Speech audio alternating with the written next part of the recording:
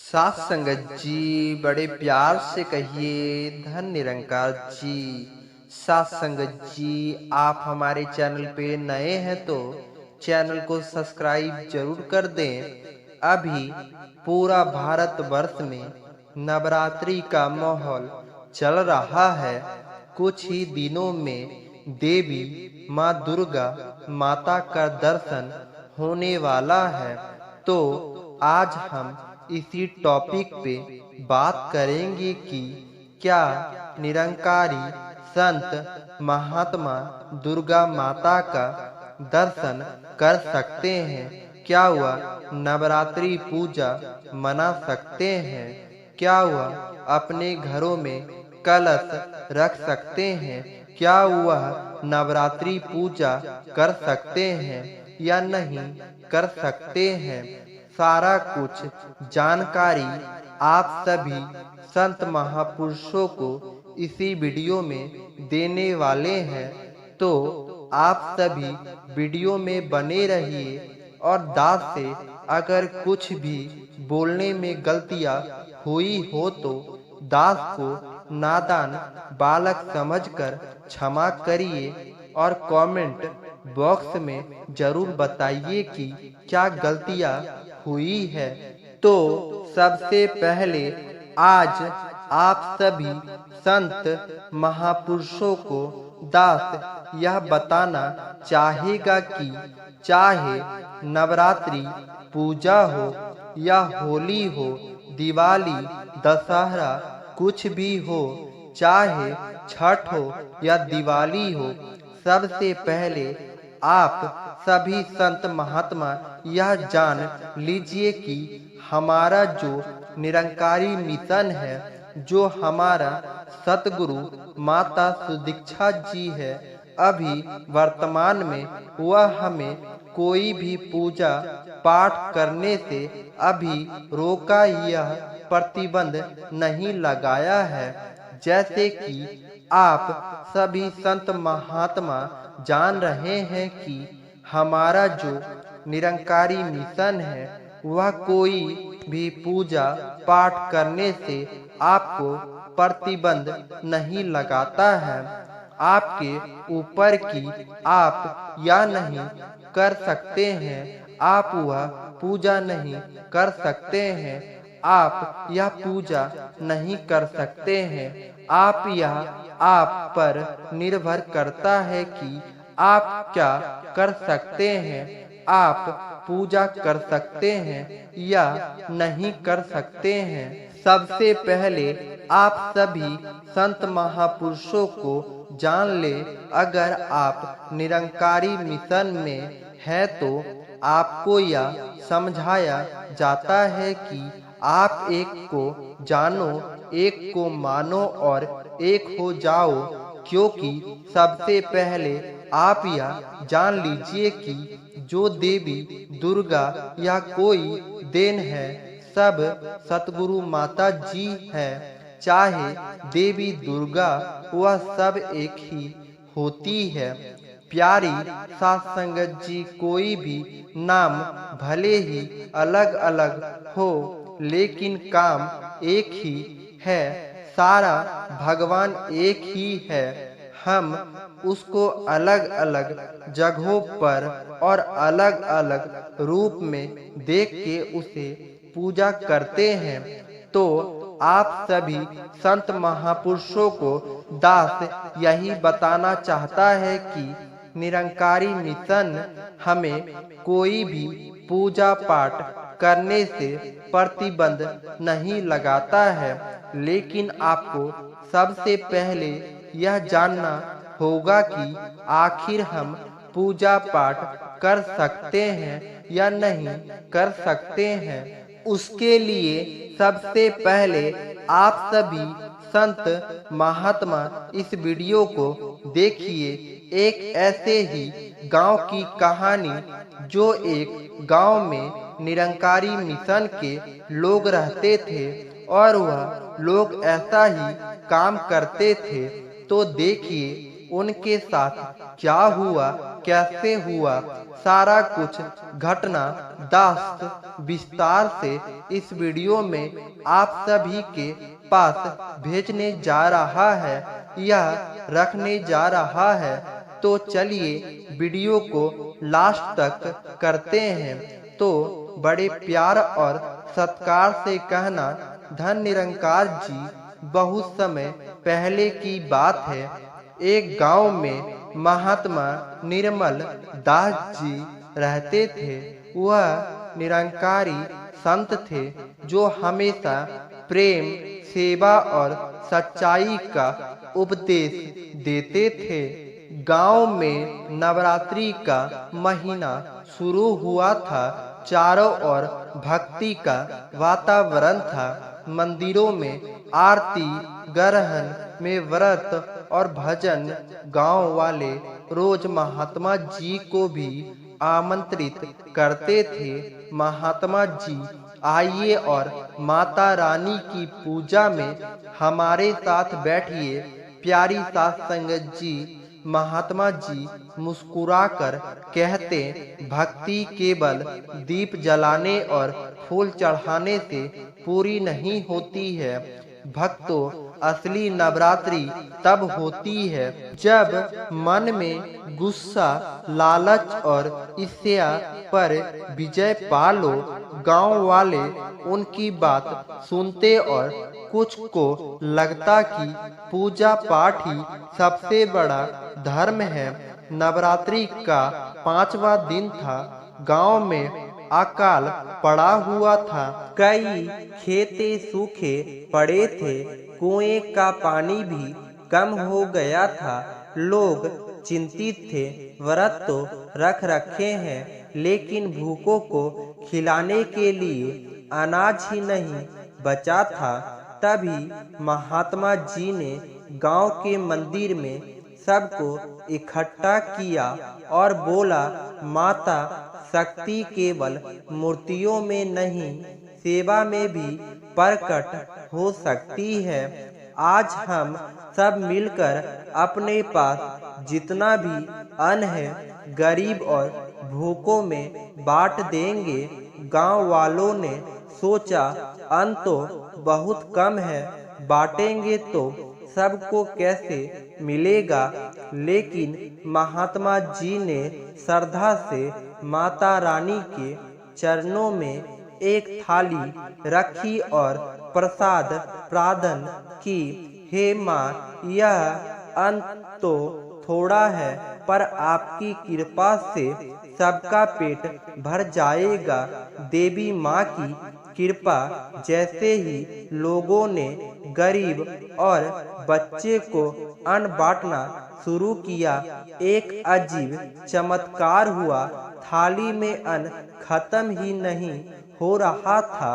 प्यारे सत्संग जी, जितना बांटते उतना ही उसमें भर जाता। गांव के हर घर का चूल्हा जला उठा। भूखे बच्चे ने भरपेट भोजन किया। गांव वालों ने हैरान रह गए और बोले, यह माता रानी की कृपा है, यह कोई चमत्कार है। हमारे गांव में कभी ऐसा नहीं देखा। महात्मा जी ने मुस्कुराया और कहा, माँ शक्ति वही प्रकट होती है जहाँ प्रेम और सेवा होती है। यह नवरात्रि का असली संदेश है। उस गांव में बदल गया जीवन। उस दिन से गांव की सोच ही बदल गई। लोगों ने समझ लिया कि नवरात्रि का मतलब सिर्फ व्रत और पूजा नहीं, बल्कि सेवा और करना, जरूरतमंद की मदद करना और अपने अंदर की बुराइयों को हराना। नवरात्रि के अंतिम दिन कन्या पूजा हुआ। महात्मा जी ने छोटी कन्याओं के चरण धोए और उनके पाँव में अचानक चमक उठी, मानो माता रानी स्वयं आशीर्वाद दे रही हो। गांव वाले भावुक होकर रो पड़े और बोले, आज हमने सच्चे हदों में नवरात्रि मनाई। तब से यह साल उस गांव में नवरात्रि केवल मंदिरों तक सीमित नहीं रहती। भोजन वितरण, गरीबों की मदद, साफ सफाई अभियान और सत्संग यह सब मिलकर नवरात्रि का हिस्सा बन गए। गांव में यह विशाल गहरा हो गया कि जहां सेवा है वहीं माता रानी की असली उपासन है। तो प्यारे साथ संगत जी, गांव में सचमुच एक आदर्श बन गया जहां देवी माँ को भजनों के साथ साथ मानवता के गीत भी गाए जाते हैं। क्या आप सभी संत महात्मा अगर दास से कुछ भी वीडियो में बोलने में गलतियां हुई हो तो दास नादान है। आप सभी संत महापुरुषों से हाथ जोड़कर बारंबार निवेदन करते हैं कि अगर कोई भी शब्द दास का अगर गलत हो इस वीडियो में तो आप सभी कमेंट बॉक्स में जरूर बताइएगा। दास उसे सुधारने की कोशिश करेगा। और हाँ, दास बता दे कि दास को जितना जानकारी होता है उतना ही आप सभी संत महापुरुषों के बीच में रखने की कोशिश करता है। चाहे वह आप लोगों को अच्छा लगे या ना लगे, दास अच्छा ही लगने के लिए रखता है और आप सभी को कुछ बताता है। तो आप सभी कमेंट में बताइए कि अच्छा लग रहा है कि नहीं लग रहा है। साथ संगत जी, क्या आपको पता है कि नवरात्रि क्यों मनाई जाती है और नवरात्रि की शुरुआत कहाँ से और कब हुई? तो चलिए जानते हैं उस कहानी को जो काल के गर्भ में छुपी थी, जो सत्य और न्याय की अमर गाथा है। यह कहानी नवरात्रि की माँ दुर्गा की है, उस महाशक्ति की है जिसने अंधकार को प्रकाश से परास्त किया है। यह कहानी है उस माँ की जो अपने बच्चों की रक्षा के लिए शेरनी बन जाती है। प्यारे साथ संगत जी, आज की कथा अत्यंत ज्ञानवर्धक और प्रेरणादायक है। कथा शुरू करने से पहले आपसे एक विनम्र निवेदन है। साथ संगत जी, शास्त्रों में कहा गया है कि अधूरी छोड़ी गई कथा दुख और पाप का कारण बनती है, इसीलिए इसे अंत तक अवश्य सुने। और अगर आप अपनी माँ से सच्चा प्रेम करते हैं तो इस वीडियो को लाइक करके हमारे चैनल को सब्सक्राइब जरूर कर ले और कमेंट बॉक्स में धन निरंकार जी लिखना ना भूले। तो आइए बिना किसी विलंब के आरंभ करते हैं आज की प्रेरणादायक कथा। बहुत समय पहले जब इस धरती पर एक ऐसा अंधकार छाया था जिसने हर खुशी को निगल लिया था, महिषासुर नाम का एक राक्षस था जिसका दिल पत्थर से भी कठोर था और जिसकी आंखों में केवल विनाश की आग जलती थी। महिषासुर का जन्म एक महेश यानी भैंस और एक दानवी के मिलन से हुआ था। उसकी मां ने मरते समय उसे आशीर्वाद दिया था कि कोई भी पुरुष उसे नहीं मार सकेगा। यह वरदान उसके लिए अभिमान का कारण बन गया था। बचपन से ही महिषासुर में असाधारण शक्ति थी। वर्षों तक कठोर तप करके उसने ब्रह्मा जी को प्रसन्न किया और वरदान मांगा कि कोई भी पुरुष, देवता, दानव या इंसान उसे नहीं मार सके। ब्रह्म जी ने यह वरदान दे दिया, लेकिन महासुर के अहंकार में यह बात नहीं आई थी कि कोई स्त्री उससे युद्ध भी कर सकती है। वरदान पाकर महिषासुर की नजर स्वह लोक पर पड़ी। उसने सोचा कि जब कोई पुरुष उसे मार नहीं सकता तो वह देवताओं को भी हरा सकता है। एक अंधेरी रात में महासुर ने अपनी विशाल सेना के साथ स्वलोक पर आक्रमण कर दिया। उसकी सेना में हजारों दानव थे, जिसकी आंखें आग की तरह लाल थी। देवराज इंद्र ने अपना वज्र चलाया, भगवान विष्णु ने सुदर्शन चक्र फेंका, भगवान शिव ने त्रिशूल उठाया, लेकिन महिषासुर पर इसका कोई असर नहीं हुआ। 3 दिन 3 रात युद्ध चला, लेकिन देवताओं की सारी शक्तियां महासुर के सामने छोटी पड़ रही थी। अंत में हार कर सभी देवता स्वर्ग छोड़कर भागने पर मजबूर हो गए।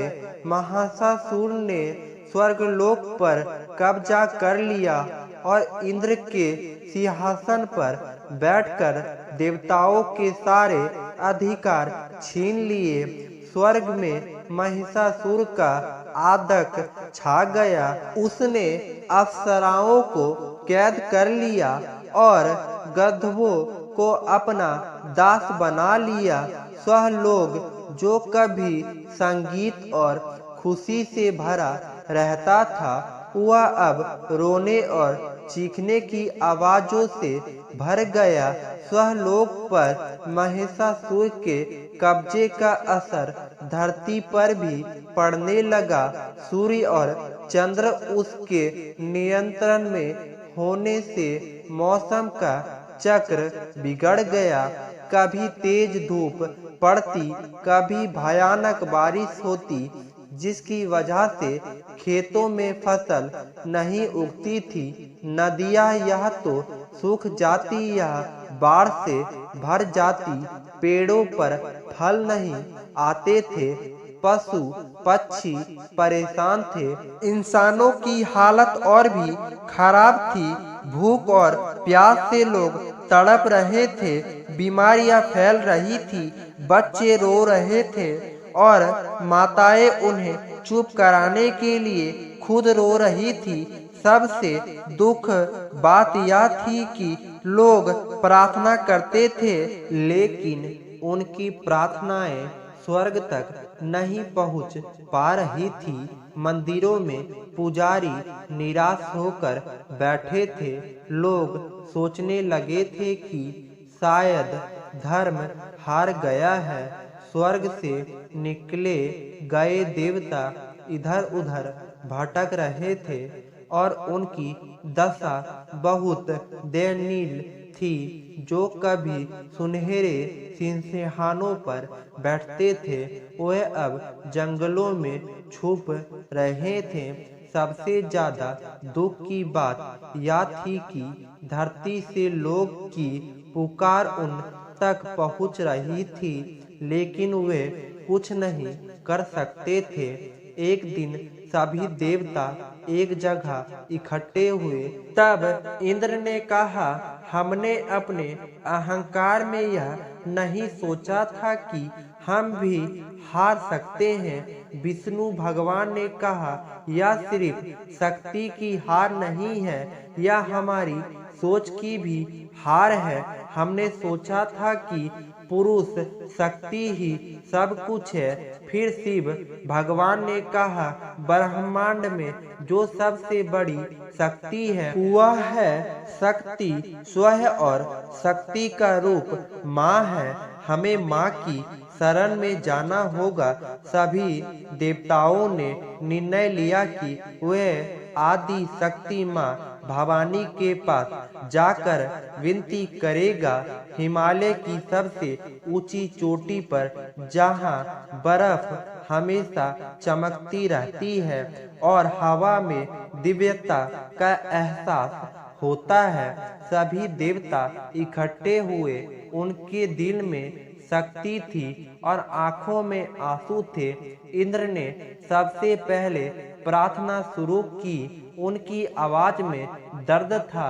हे माँ, हे आदि शक्ति, हे जगत जननी, हमारी रक्षा करो। हमारे अहंकार ने हमें अंधा बना दिया था। अब हमें एहसास हुआ है कि तुम्हारे बिना हम कुछ भी नहीं कर सकते हैं।